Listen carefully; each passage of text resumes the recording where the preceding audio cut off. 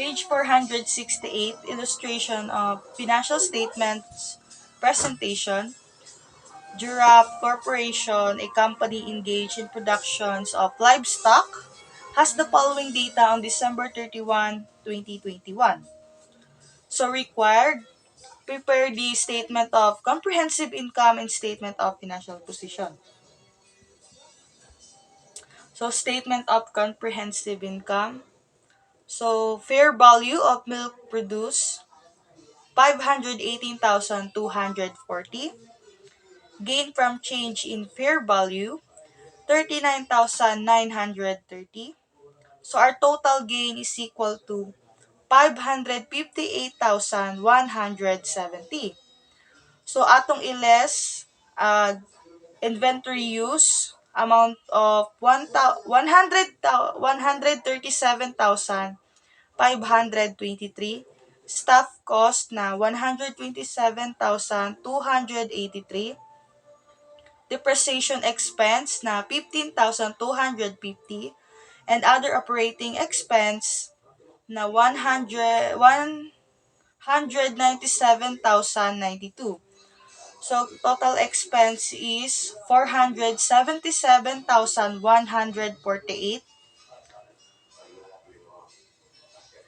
Atong i-minus. So, ang atong profit from operation is equal to 81,022. Less na to ag atong less income tax expense amount of 43,194.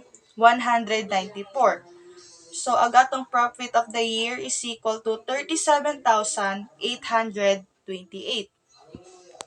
For the statement of financial position, so current assets, cash amount of 10,000, trade and other receivables amount of 88,000, inventories 82,950. So total current assets 180,950. Non-current assets, dairy livestock immature 52,060, dairy livestock mature amount of 372,990. So our total dairy livestock subtotal is equal to 425,050. So property, plant, and equipment net is amount of 1,462,650. So our total non-current asset is equal to 1,887,700. So our total assets is equal to 2,068,650. So for the liabilities and equity, so trade and other payables amount of 68,822. So total current liabilities is equal to 65,822.